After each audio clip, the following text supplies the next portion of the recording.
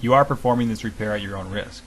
We cannot be held responsible for any injuries or damage done to your device while attempting a repair. In this video, we'll be demonstrating how to replace the sync port assembly on the iPhone 3GS. This assembly includes a sync port, cellular antenna, and microphone. This tutorial will also work for the iPhone 3G, however be sure to purchase the correct part as they are different. Our first step will be to power off the device.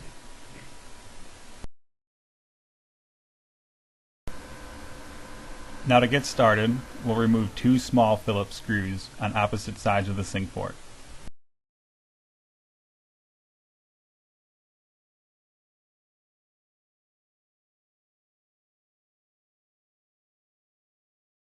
Now we'll apply our suction cup and open the screen on an angle. There are 3 cables attached near the bottom, so be careful while doing this.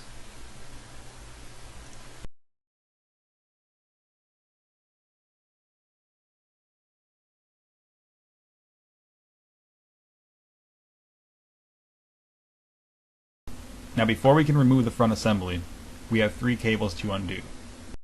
Now the first 2 cables we'll remove simply unplug from the board. And we'll unplug these using our case opener tool.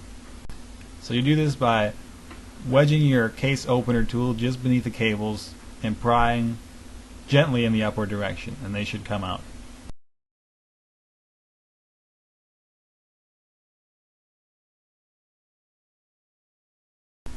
Now this last cable is a little different.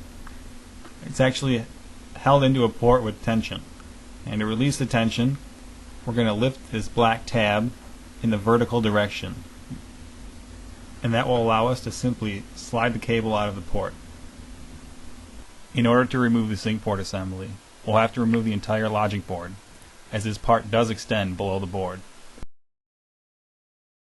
Our next step will be to unplug the cables being pointed out here. There'll be a total of 4 in the 3GS and 3 in the 3G. This cable 7 will not exist in the 3G model.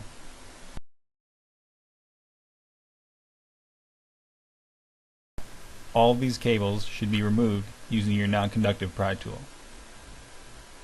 Get underneath of them and gently lift up. You shouldn't have to force anything because then you could risk damaging the ports.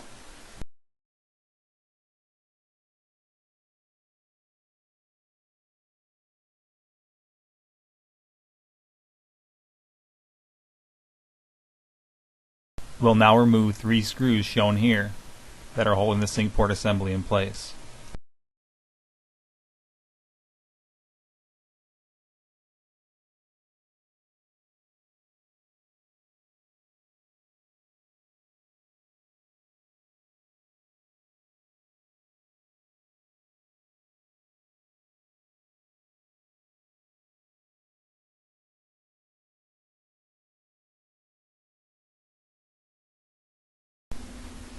Now the next step is going to be to remove 7 Phillips screws that are holding the logic board in place. One of which is underneath of a sticker. Now the purpose of this sticker is that it voids your warranty. And it should be assumed anytime you're opening a device that your warranty will be void.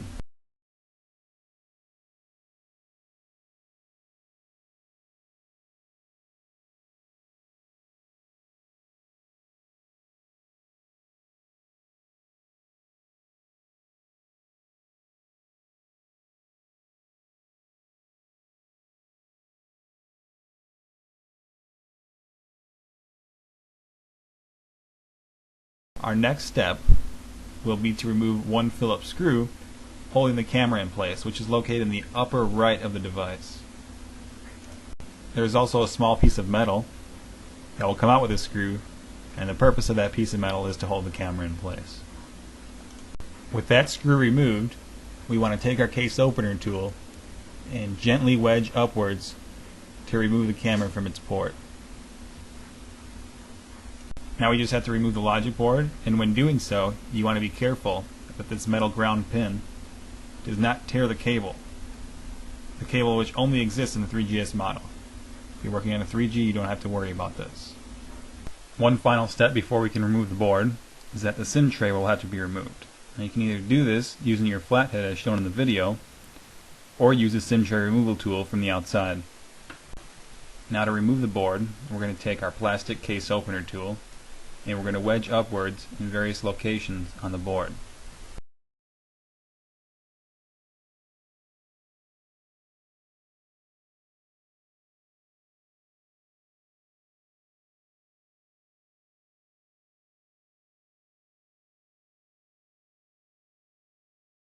We're now free to remove this sync port assembly from the device.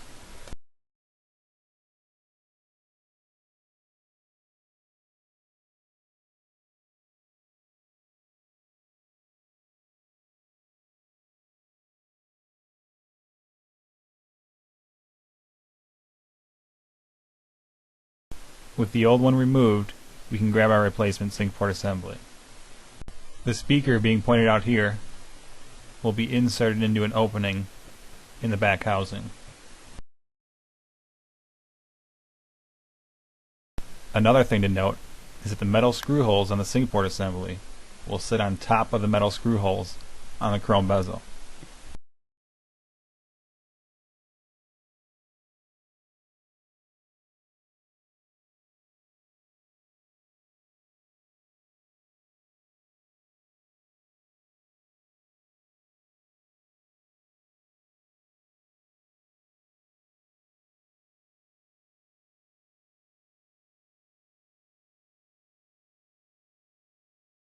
We'll now reinsert the 3 screws being pointed out here.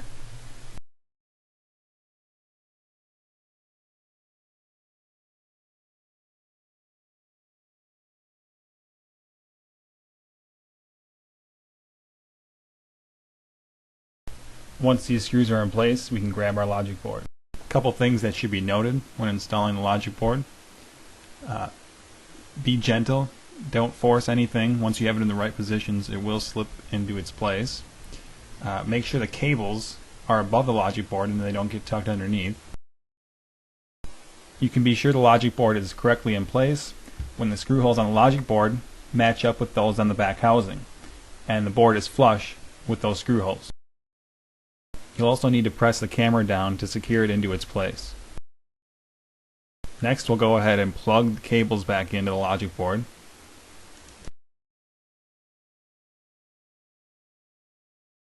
Now, if you're working on a 3GS, you want to wait to plug in the final cable, cable number 7, because there is one screw that's hidden beneath the cable that will have to be inserted. The next step is to reinsert the screw that holds the metal piece on top of the camera in place.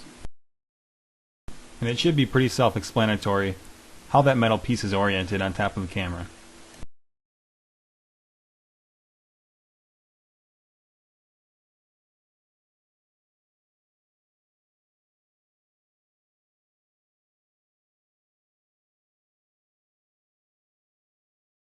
Now we'll go ahead and insert the SIM card before we put the rest of the logic board screws in, and this will just verify that the logic board is correctly in place.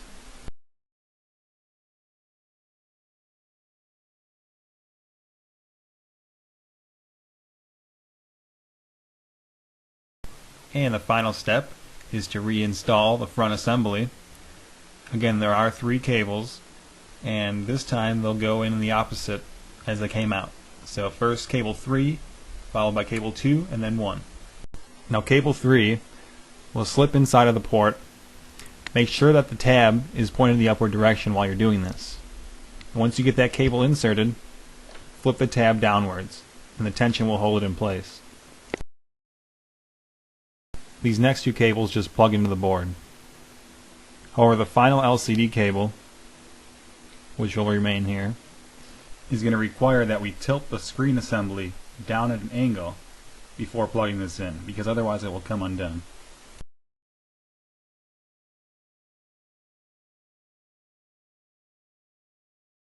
Now this last cable can be tough since we're unable to see it, but once we get it in the right place, it should plug right in. When closing the screen, first make sure the top is flush before pressing down on the bottom. And for our final step, we'll install the 2 Phillips screws located on opposite sides of the sync port.